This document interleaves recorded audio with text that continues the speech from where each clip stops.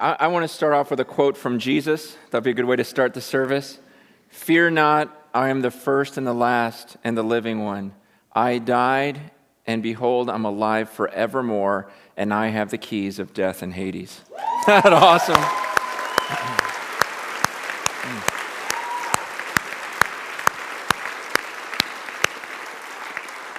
I just love that verse. I love it.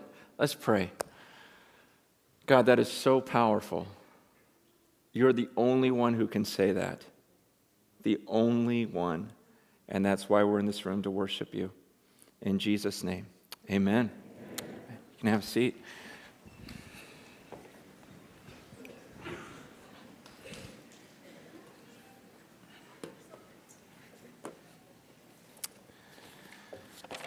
Okay, I got a question for the guys.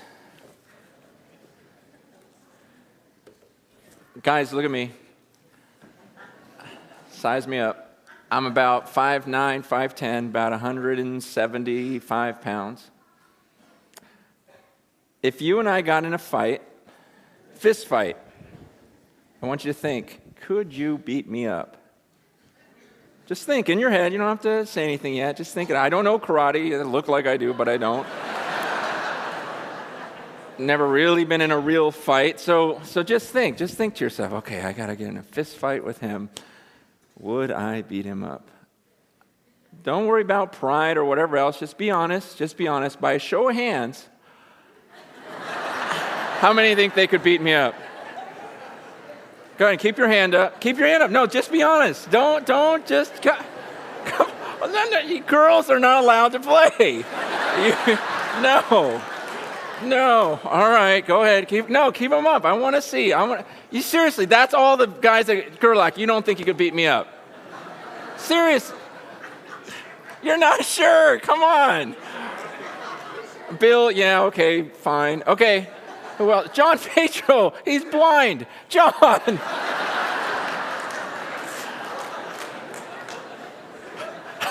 How much do you weigh? 99 pounds. Okay, great. Come on. Okay, yeah, you could probably take me. Okay, who else? Yeah, okay, yeah, you look kind of scary. Okay, Chris, I don't want to mess with you. I don't know. It'd be a good fight. Okay. Yeah, just by seeing how your arms are raised, you got me. Okay. Evan, you'd beat me up. Okay. Yeah, I don't know. Yeah, I don't know. You guys fight? You guys been in fights before? No, you too. Yeah, you with the beanie and your buddy next to him. You pretty sure you could take me down? Yeah. Yeah. Okay, good. Okay, yeah, Terry Yearwood, yeah, definitely. Yeah, okay, Ian, yeah, definitely. Mike Abasi, you think so? Yeah, I don't know, man. It'd be a good fight. Okay.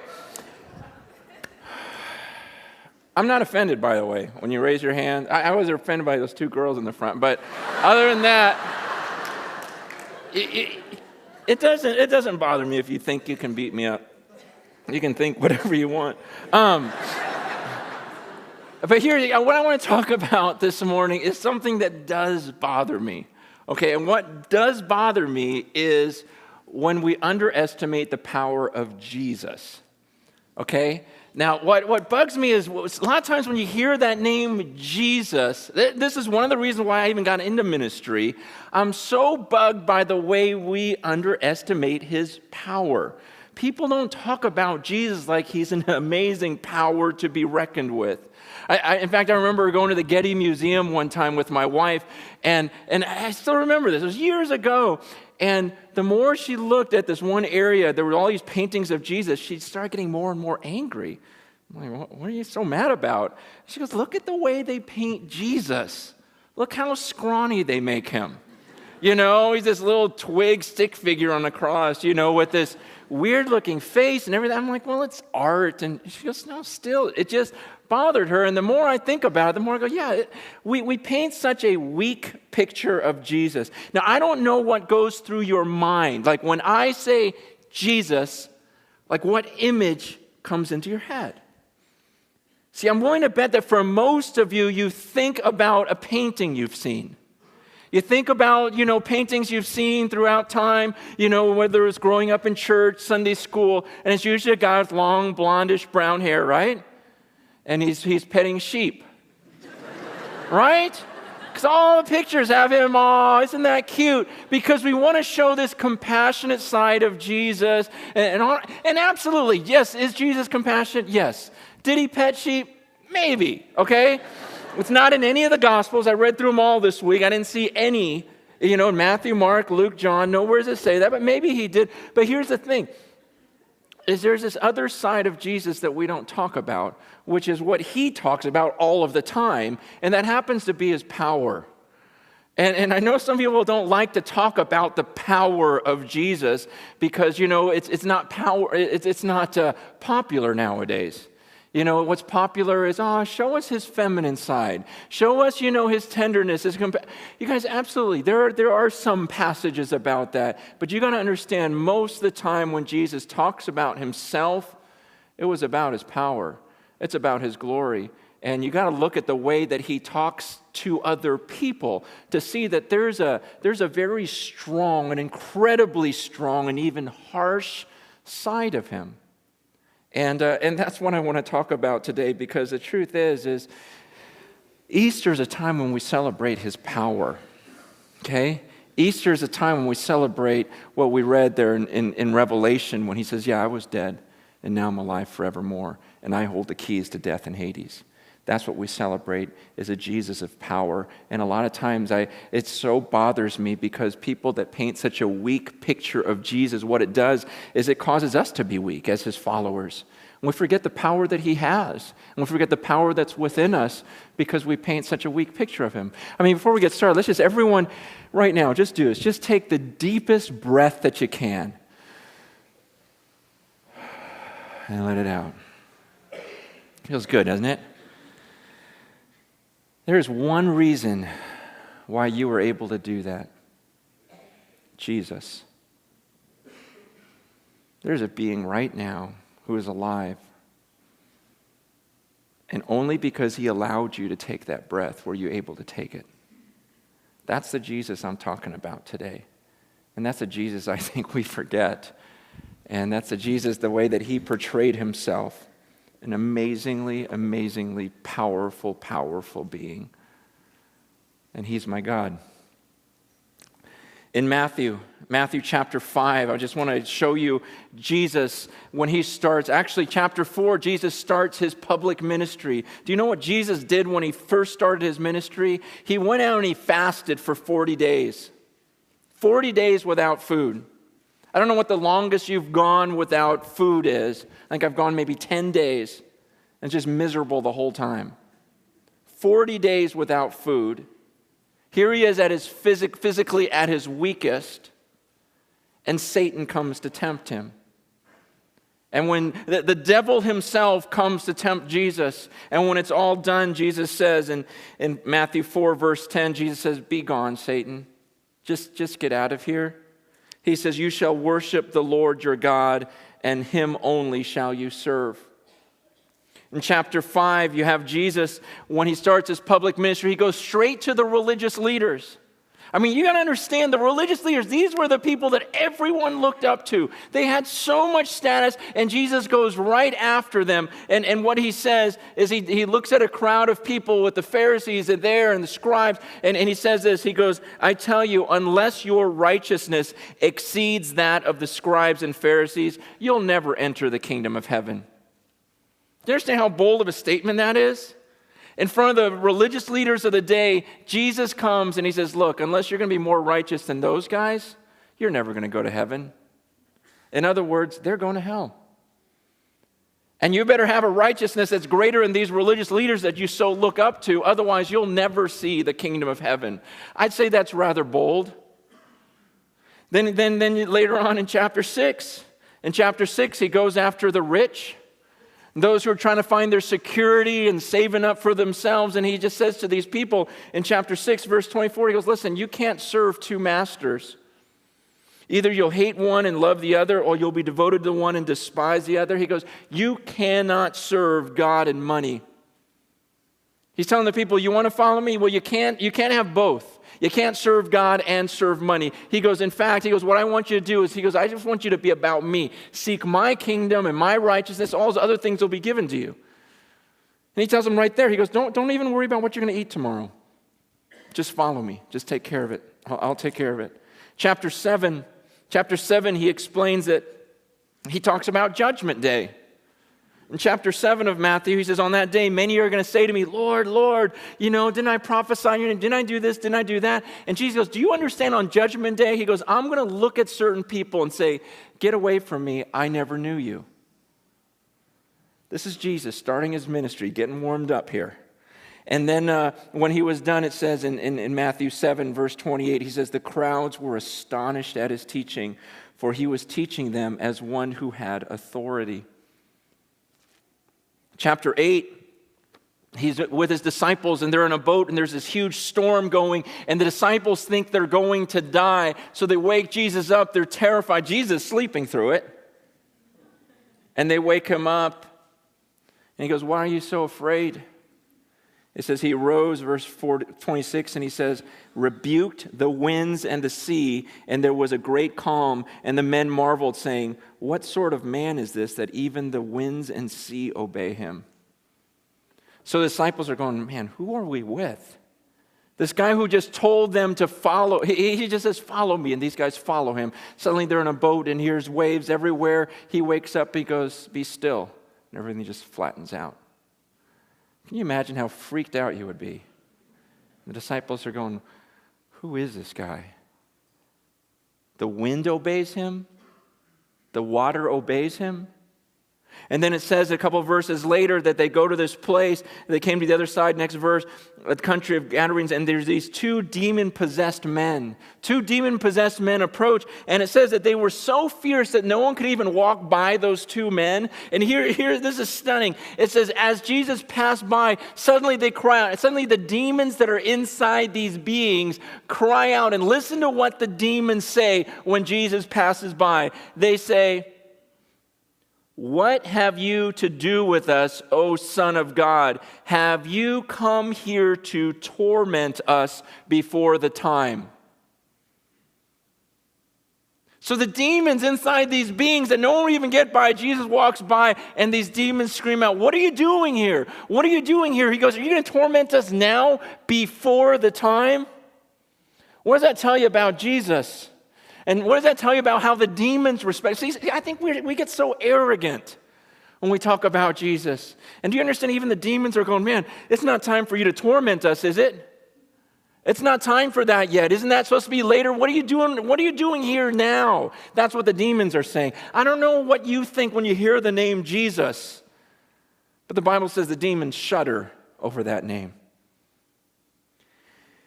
And you know what's interesting is because he casts out the demons. So here these demons are. Here these two demon-possessed men. He casts the demons out. And so everyone hears about this because they were freaked out by these two people. And now suddenly everything has changed. So the city comes out to see Jesus. But I don't know if you ever noticed this, but at the end of chapter 8, it says, and behold, all the city came out to meet Jesus. And listen to this. And when they saw him, they begged him to leave their region. Isn't that weird? Wait, they saw Jesus and begged Jesus to leave? So you probably thought they were like cheering him on, right? No, when they saw that much power, they're just like, we don't even want you here. We liked life the way it was. Okay? I liked having my nice little family, and we had our little thing going. I don't need Jesus, this being with that much power that he can talk to waves and wind and cause it to calm down. I don't need a Jesus where the demons are screaming out, get away from us, don't torment us. The people themselves are going, yeah, just get out of here. We don't want you here. Pretty amazing. Chapter 9, a guy who's paralyzed is brought in on a gurney type of thing, and Jesus looks at him and he says, rise, pick up your bed, and go home. And he arose and went home, and when the crowd saw it, they were afraid, and they glorified God who had given such authority to men. See, people freaked out. I mean, can you imagine if that happened this morning, Easter Sunday? And let's say there's someone you knew that was paralyzed. Everyone knew this person was paralyzed. And what if someone wheeled them up to the front? And I looked at this person, and you knew this person for years, and you knew their condition. And I said, get up and walk. And what if you saw a human being just get up out of that bed and walk out the room? Can you imagine how terrified you'd be about me? Of me? You wouldn't think you could beat me up anymore. Okay? I mean, you imagine? I mean, that's just power. And it says that the people were afraid. They were afraid and they glorified God. They go, okay, that wasn't normal. That was of God. And they glorified God because he had given them so much power. Chapter 10, Jesus says some pretty harsh words. Jesus says some really harsh words. I want you to listen to this. Look, you guys, I know people don't like to hear this side of Jesus, but it is so real and you've got to get it. Listen to what he says in chapter 10. Chapter 10, verse 28, Jesus says, do not fear those who kill the body but cannot kill the soul. Rather, fear him who can destroy both soul and body in hell. Do you understand Jesus' message when he came to this earth? He says, stop being afraid of everyone else. What are they going to do? Kill you? So they kill you. He goes, instead, be afraid of me, because I can kill you and then I can send your soul to hell. I know that's not the Jesus you wanted to hear about today, right? You wanted the nice version, and let's just skip all of these parts because you're starting to sound like one of those hellfire brimstone guys. Well, so did Jesus. I didn't write any of this. Jesus says, you know what? Don't be afraid of people. And even as I was reading it this morning, I'm going, yeah, people aren't going to like this, but I don't care. Why would I be afraid of you? What are you going to do? Email me?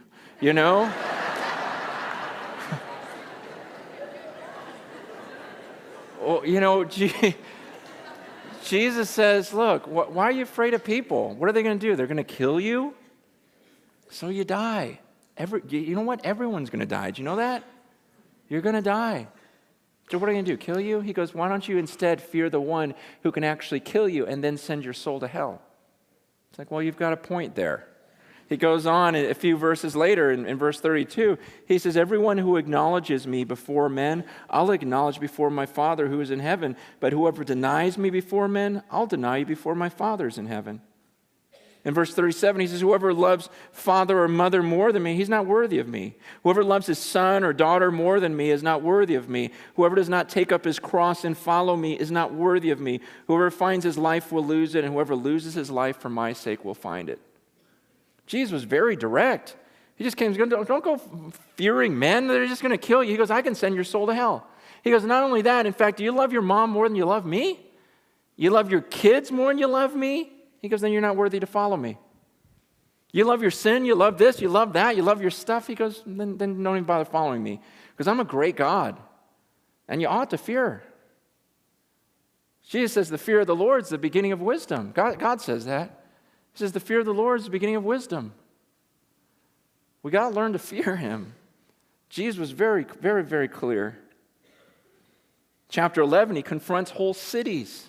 He looks at these cities, does all these miracles in them, and because they don't believe, he says, I'll tell you in verse 24, it'll be more tolerable on the day of judgment for the land of Sodom than for you.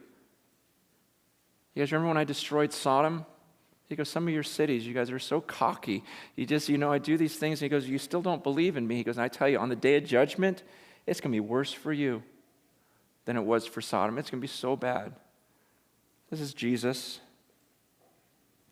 Chapter 12, some of the religious leaders are starting to question Jesus and his disciples because they're picking grain on the Sabbath. And Jesus makes this statement. He goes, the Son of Man is the Lord of the Sabbath. He goes, you're all into these rules about, you can't do any work on the Sabbath day. He goes, absolutely. He goes, but he goes, first of all, understand the reason why I made that rule.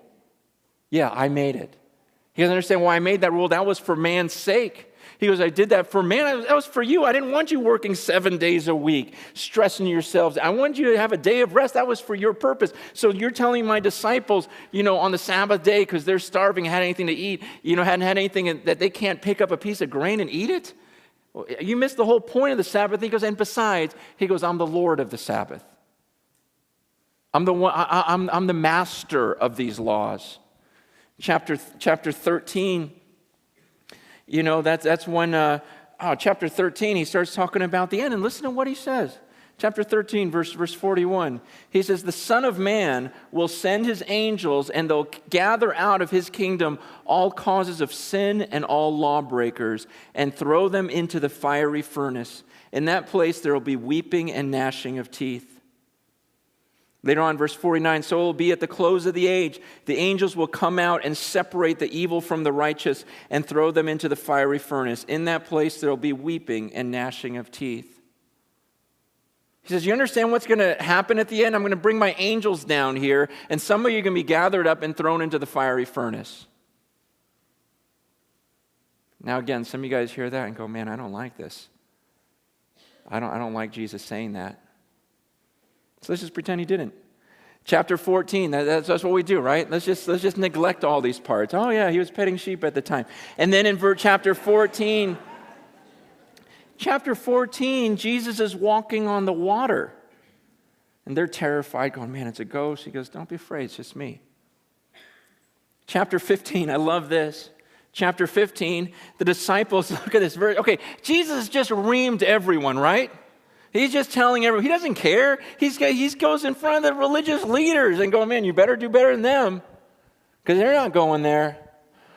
He says all these different statements, and I love this. Chapter 15, verse 12. After confronting the Pharisees again, it says, then the disciples came and said to him, do you know that the Pharisees were offended when they heard you say that?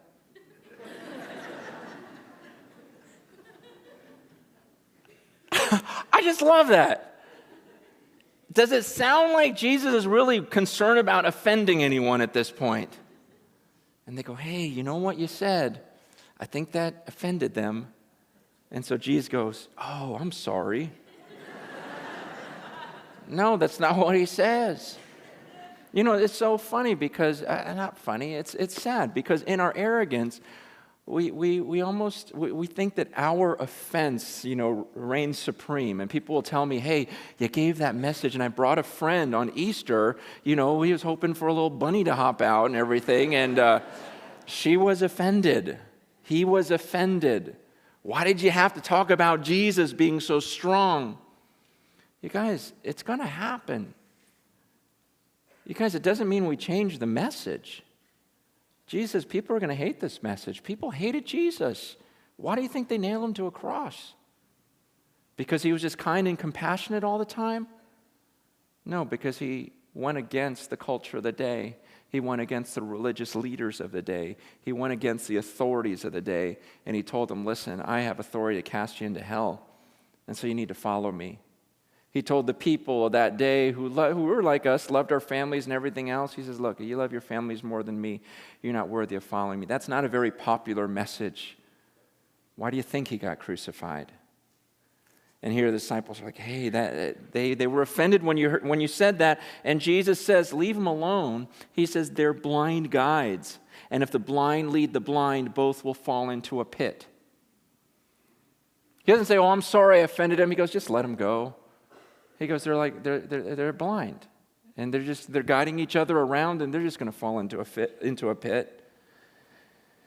Chapter 16. I'm just going to go chapter by chapter. Chapter 16 is when he told Peter. He goes, "You're Peter, and upon this rock I will build my church, and the gates of hell won't stand against this." Jesus says, "You know what? Everyone's against me. Everyone hates me. Whatever." He goes, "You know what? But when you said that I was the Christ, you were right. And Peter, I want you to know, I'm going to build my church, and the gates of hell won't stop me." Do you understand how powerful I am? Do you know why we're in this room right now? Because Jesus was right. He said, I'm going to build my church. The gates of hell won't stand against this thing. It's going to spread, it's going to grow, and there will always be true followers of me. He goes on in chapter 18. Chapter 18, he talks about he gives a parable about someone who was unforgiving and how the master condemns him. And it says in verse 34, and in his anger, his master delivered him to the jailers until he should pay all his debt. So also my heavenly Father will do to every one of you if you do not forgive your brother from the heart. Chapter 19, he confronts the rich people again. Verse 23, he says, truly I say to you, only with difficulty will a rich person enter the kingdom of heaven. Again, I tell you, it's easier for a camel to go through the eye of a needle than for a rich person to enter the kingdom of God. See, Jesus wouldn't care if he was in Simi Valley talking to a bunch of rich people, or if he was in a third world India sitting and, talking to a bunch of people in the lower caste system and, in India. It doesn't matter. He went to the rich and he actually said to those who are rich, to those of us in this room, we're rich. He goes, look, it's going to be really difficult for you to go to the kingdom of heaven. Because some of you are so into your stuff, so into your position, you're so cocky too. I'm cocky. You just kind of look at the other people. You think somehow you've got some status because you've got some position or some power or some money. It's going to be real difficult for you to enter the kingdom of heaven. It's going to be real difficult for you to let go of everything and follow God because you have a lot more to let go of. It's easier if you only got $20 to your name, you can throw that $20. But what about when it's 20,000 or 200,000 or 2 million? Suddenly you think you're something. And you suddenly think, well, you know what, I'm in a position of power, I'm a rich person. It's going to be real difficult for you to go to heaven. It'd be easier for a camel to go through the eye of a needle than it would be for you to go to heaven. He goes on in the end of chapter 19, he goes, I tell you, in the new world, not this one, right, in the new world, when the Son of Man sits on his glorious throne, then you who have followed me will also sit on the 12 thrones, judging the 12 tribes of Israel. Then in chapter 20, he starts talking about his death, and this is where you really see his power.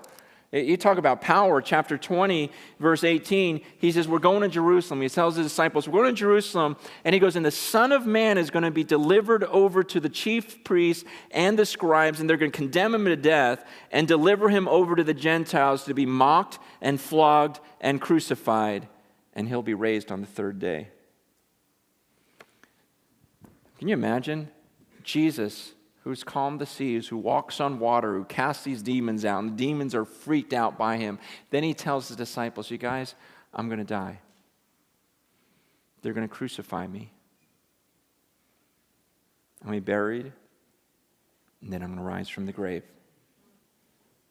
And he says a few verses later, he goes, you know the reason why they do this? He goes, because the Son of Man didn't come to be served, but to serve and to give his life a ransom for many. Here's his ultimate power here. He just goes, I'm going to let them kill me. I'm going to let them crucify me. Yeah, I could destroy them. I'm going to let them kill me. You know why? Because I came for that reason. I came to die for you. A Jesus that powerful says, look, I'm going to go through this for you. This is why I came down. See, I'm going to be punished for all of your sins. I'm going to take it because that's how strong I am. I will take all of your sins. You should be punished. You should be crucified. You should go to this fiery furnace that I've been talking about this whole time. You should go there, but I'm going to go to the cross for you. That's why I came. I came to serve you. And then after they kill me, I'm going to rise from the grave. That's how powerful I am. Chapter 21. Yeah, chapter 21, man. If you think Jesus is weak and passive, chapter 21, he makes a whip. And he goes into the temple area.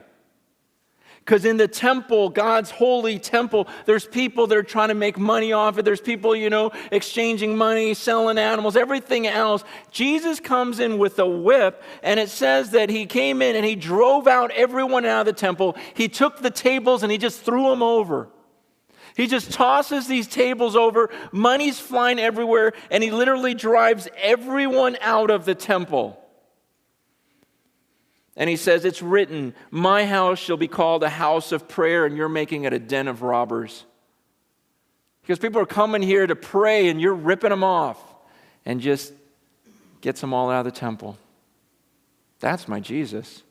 That's the Jesus I worship, who came in and says, you don't do this in my Father's house. You don't do this in my temple. I'm not afraid of anyone. I'm not going to let this happen.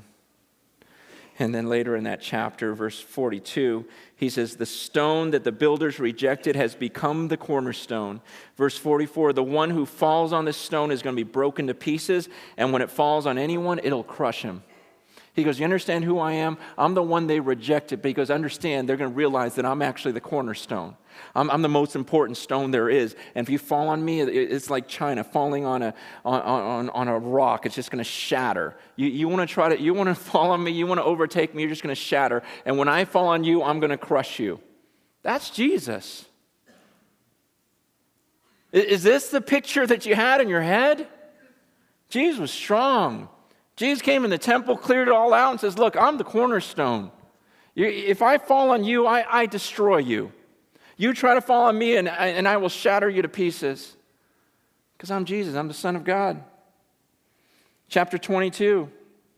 He talks about inviting people to his wedding feast, and people were too busy. Oh, I don't have time for you. I don't have time for you, Jesus. I don't have time for this wedding feast. And he tells this whole parable in chapter 7. He talks about how the king, who invited all these people, didn't come to the feast. And it says the king was angry, and he sent his troops and destroyed these murderers and burned their city. Verse 13, then the king said to his attendants, bind him by hand and foot and cast him into outer darkness. In that place there will be weeping and gnashing of teeth, for many are called, but few are chosen. Chapter 23, he confronts the scribes and Pharisees, and listen to what he has to say to them now. Now he starts using this word and this phrase. He goes, oh, woe to you.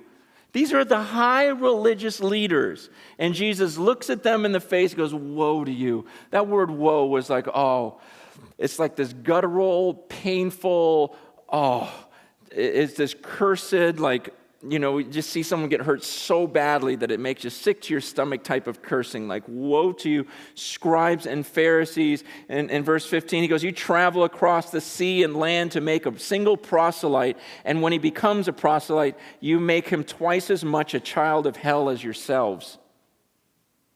Can you imagine Jesus going to the most religious people and saying, yeah, you're going out and converting people, but you're converting them to be like you. And in fact, they're twice the child of hell that you are. That's the way Jesus spoke. He goes, woe to you, hypocrites, in verse 25. You scribes, and he calls them hypocrites. He goes, you clean the outside of the cup and the plate, but inside it's full of greed and self-indulgence. He goes, it's like a cup that's been used, and you'll clean the outside so it looks good from the out. He goes, but I know what's inside. In fact, he goes on. He goes, you know what you're like? He goes, you're like whitewashed tombs. Outwardly you appear beautiful, but within you're full of dead people's bones and all uncleanness. He goes, you're like a tomb. You're like a tomb that someone painted so beautifully on the outside. You get all dressed up, show up for your services. Oh, you look so beautiful. You look so pretty, so godly. He goes, I know what's inside. He goes, inside the tomb is a dead body. That's what Jesus is saying about the religious leaders. Oh, that's a beautiful robe you've got. Wow, look at all the sparklies on it. That's great. You look so good on the outside. It's kind of like a tomb. It's kind of like a tomb that someone painted so brilliantly on the outside, and then inside it's just sick. There's a dead body in there. And he goes, that's what he says about the religious leaders. Chapter 24, he talks about his return again. Chapter 24, verse 42, he goes, therefore stay awake, for you do not know on what day your Lord is coming. Verse 44, so you must be ready, for the Son of Man is coming at an hour that you do not respect, or you do not expect. Verse 50, the master of that servant will come on a day when he does not expect him, and at an hour he does not know, and will cut him to pieces and put him with the hypocrites. In that place there will be weeping and gnashing of teeth. Jesus says, you better be ready. I'm going to die. I'm going to rise from the grave.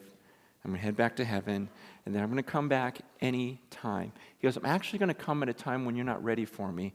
He goes, that's why I'm saying stay awake. Be ready for me. He goes, it's like a master who comes back and sees his servant screwing around. He goes, what's he going to do? He's going to cut him to pieces. He goes, in the same way, you need to be ready for my return.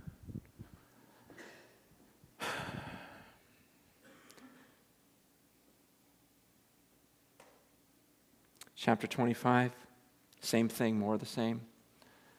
He says, I'm going to come back. He goes, I'm going to see what you did with what I gave you. He gives a parable about a master who gives his servants, a certain amount of money, a certain amount of talents. He goes, did you invest that for me? And the ones that did, the ones that used what was given to them by God for his purposes, he's going to come back and say, well done, good and faithful servant. You've been faithful over a little, I'll set you over much. Enter the joy of your master. See, that's what I want to be. I want to be those servants. I want them to come back right now. Like right now would be great. Right now. And go, God, look, see, I'm doing everything I can for you. This is about you. And so that he could come back and say, you know what, well done. I gave you this gift, I gave you this, I gave you resources, I gave you everything, and you used it for me. Well done, come on. Inherit the riches of the kingdom. But then he says to the other one, he goes, you wicked and slothful servant. He says to the person who he gifted and enabled in so many ways, and they didn't use it for God. He just did his own thing, lived his own life. He goes, you wicked and slothful servant. He says, cast the worthless servant into outer darkness. In that place there will be weeping and gnashing of teeth. Verse 31, he says, when the Son of Man comes in his glory and all the angels with him, he'll sit on a glorious throne, and before him will be gathered all the nations. See, when you hear the name Jesus, this is what I want you to think about, because this is the way you're going to actually see him. He says, when the Son of Man comes, he goes, when I come back, he goes, I'm not going to be like this.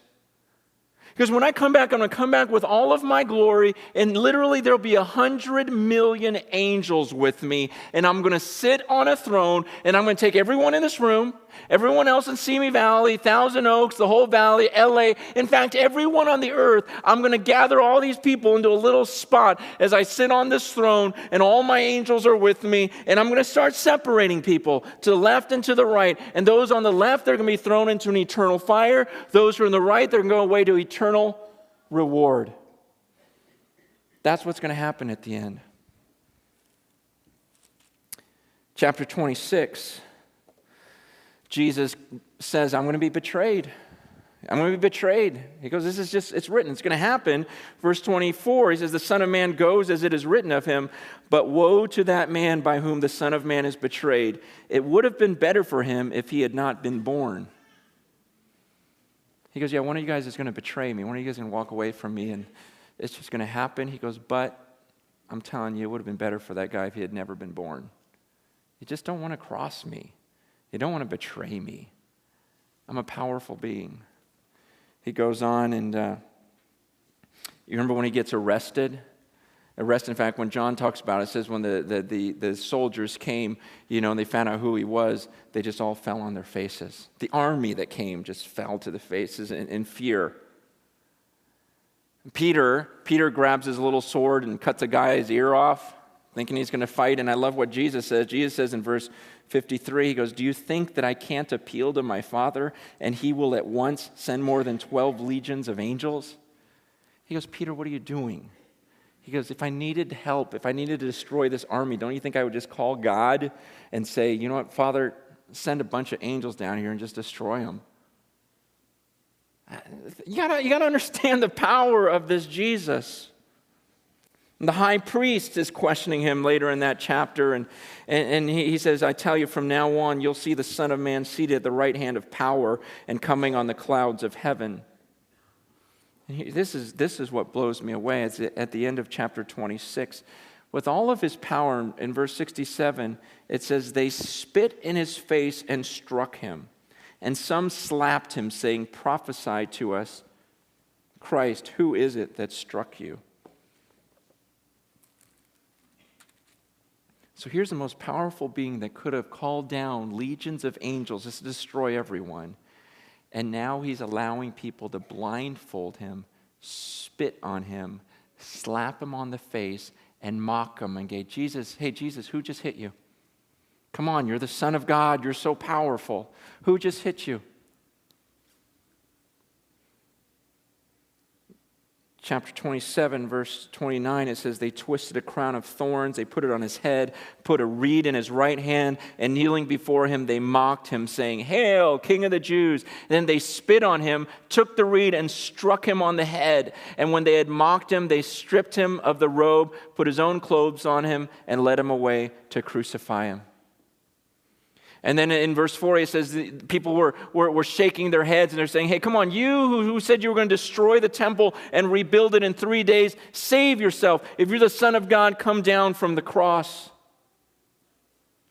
See, picture this. I mean, now they're totally mocking him. They put a crown of thorns on his head and give him a little stick. Go, oh, look, you're a king. And they start bowing down and putting a robe on him, going, oh, look at this king that we just beat the heck out of. They grab the reed and just start cracking him on the head on this crown of thorns. And Jesus there taking it for you, because that's how strong he is. He's taking that for me. He's being punished for me. And people are mocking him, going, come on. You remember Jesus? You read about it in John on his way up to, he sees the temple and he goes, destroy this temple and I'll rebuild it in 3 days. And he was talking about himself. And so the people here are mocking him. Come on. You said we could destroy the temple and you'd rebuild it in 3 days. Come on. And now you can't even tell us who hit you. Now you can't even save yourself. Meanwhile, Jesus told his disciples, this is going to happen and I'm going to do it. I'm going to let it happen. I'm doing it for you. I'm paying for your sins. He goes, but I love that phrase from John when he goes, destroy this temple, go ahead. And I'll bring it back to life in 3 days. That's awesome. He goes, go ahead, kill me. And watch what I do. I'll come right back to life. And sure enough, as he's crucified, then you've got chapter 28. I love chapter 28. I hope you love chapter 28. Because he's crucified, he's put in the tomb. The women come to the tomb, and there's an angel here saying, he's not here anymore. He's risen. Didn't he tell you? He told you he was going to rise again. They start running. I love this. Okay, look at this. They start running. They departed quickly and ran to tell his disciples, verse 8. Look at verse 9. And behold, Jesus met them and said, greetings. Can you imagine? I mean, think about this. Here's this Jesus that everyone rejected. He goes, I tell you, I'm going to come back, and anyone that messes with me, I'm going to crush him. You know what? They're going to go ahead and I'm going to die for your sins. They're going to deliver me over to death. They're going to mock me. They're going to crucify me. He goes, but you destroy this temple. It's going to come back in 3 days. I tell you, I'm coming back. It's not over. It's not the end of the story. The gals go to the tomb. They don't find him. They walk away, and he just goes, hi. And you go, oh, that is so insane. That is so powerful. And that's my Jesus. You understand? That's the Jesus I worship. That's the Jesus I bow to, who says, look, go ahead, destroy me. I'll come back. I'll come back. And then he tells these gals, he goes, okay, now get all the disciples, get them all together because I have something to say to them. And all the disciples come together. And the last couple of verses of Matthew, Jesus says in verse 18, all authority in heaven and on earth has been given to me. Go therefore and make disciples of all the nations, baptizing them in the name of the Father, the Son, and the Holy Spirit, teaching them to observe all that I have commanded you. And behold, I'm with you always, even to the end of the age. It's the last thing he says before he sends into heaven. He goes, okay, I want you guys to go now. And now I want you to tell people to follow me. Make disciples, that's followers of all the nations. He goes, I don't want them just, give me a little bit of their life. I want you to baptize them, immerse them. That means to dip, to immerse. He goes, baptize them in the name of the Father, Son, and the Holy Spirit. Have them just and come into me and let me just consume them. He goes, and teaching them what? To pray a prayer and ask me into their lives? No, he goes, teaching them to obey everything that I commanded you. And lo, I'm with you even to the end of the age. He goes, what I want you to do? I want you to go from here. Here's Jesus rise from the grave after that whole life. He goes, now get out of here. Go tell people who I am and get them to follow me. Teach them to obey everything that I commanded them. He goes, and I'll be with you even to the end of the age. Now,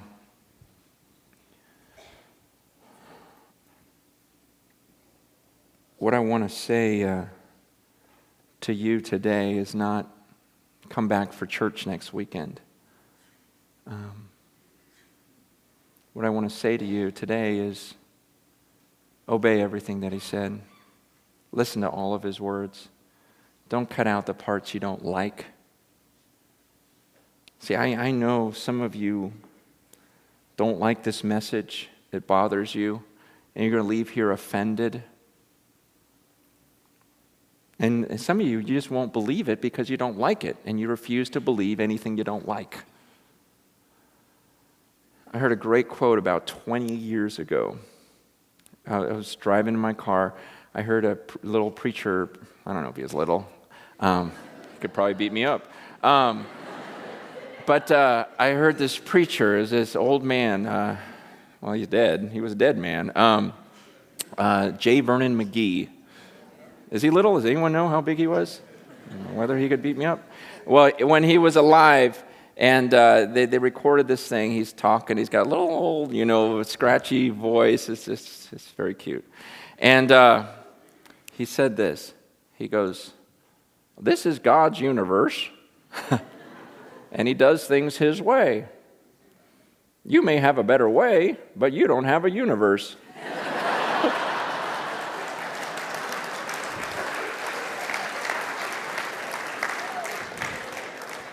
And that pretty much sums it up. Man, I just remember just me in my car, I go, no way, that's so simple, that's so obvious, because we're so arrogant. And going, man, I don't think Jesus should have said all that stuff about hell. I don't think Jesus should have had any right to go to the religious. I don't think, because you know what? You may just be so brilliant. You've got a better way, don't you? You don't have a universe. And Jesus Christ is the Lord of this universe. And the story isn't even over there, because like we said in Revelation 1, I'm going to put the verse on there again. Jesus appears to John later and says, "Fear not, I'm the first and the last, the living one. I died, and behold, I'm alive forevermore, and I have the keys of death and Hades." Do you understand when Jesus said this? Jesus said this after rising from the grave, after ascending into heaven. He comes back in his glorified state, and he starts talking to John. In fact, John sees him. He goes, man, his eyes were like fire. His tongue was like this giant sword. He goes, when I saw Jesus in his glorified state, he goes, I fell over like a dead man. And Jesus comes over, and he says, hey, don't be afraid. Don't be afraid. Why? Fear not? He goes, it's me, Jesus. The one who died and is alive forevermore. You know what I love about this verse? Fear not. Because I look at that verse, I go, yeah, that's right, I'm not afraid. Why would I be afraid? I'm on his side. I'm excited that he's that powerful. See, when we understand Jesus is a powerful God, that's all to our benefit. Suddenly I'm going, man, yeah, that's right. This is the God who holds the keys to death and Hades. He determines who's in, who's out. He determines who breathes, who doesn't. This is Jesus, and he's on my side. I have no fear. I don't fear, what you might say after the sermon. I think about him in heaven. I think about him returning one day and being ready for that. And not fearing because he's on my side. See, a lot of us, because we don't dwell on the power of God, we live our lives in fear. We live our lives in shame. We fear the future. Oh, what's going to happen to me? We fear other people, what they think of you. It's all because you don't quite understand the power of Jesus Christ. But when you understand his power, his resurrection power, and he's the one that holds the keys to death and Hades, you go, okay, and that's my God. That's my Savior. I've got nothing to fear. Nothing to fear this morning. And I hope you can say the same thing. Because Jesus Christ is risen today. He's alive. He's with me. He's inside of me. There is nothing to fear whatsoever. I'm going to have the worship team come up, and during this time we're going to sing some songs to Jesus. And as we sing these songs, I want you to think about who you're singing to. As we sing these songs, there may be some of you that say, you know what, I'm actually scared of him. I never heard all this stuff about him. I thought that was just old-time preacher guys. I didn't know that was still in the Bible. I thought we took it out. Still there, same Jesus, yesterday, today, forever. He'll always be that way. It's just the way he is. and you're going, man, I didn't realize that. I don't know that I'm on his side. I don't know that I've ever decided to be baptized and to follow him. You can do that today, and I hope you do. During this worship time, as the rest of us are singing, maybe you need to pray with someone and just make sure you're on his side and ready for his return. And there'll be people up here right in front of the stage here, in front of the prayer room, to pray with you. You can get baptized after we sing and say, you know what, Jesus, I'm committing to you, and I want to follow you now. I want to be on your side and follow you for all of eternity. And that's your desire, then as we sing this, then come forward and pray with someone and get baptized. Or maybe you just need some prayer because the lack of power in your own life shows you that Jesus really isn't in there. And let's pray for that. But the rest of us, we're going to sing a song about the power of Jesus, of Almighty Jesus, and let's just focus on him and think about who we're singing to.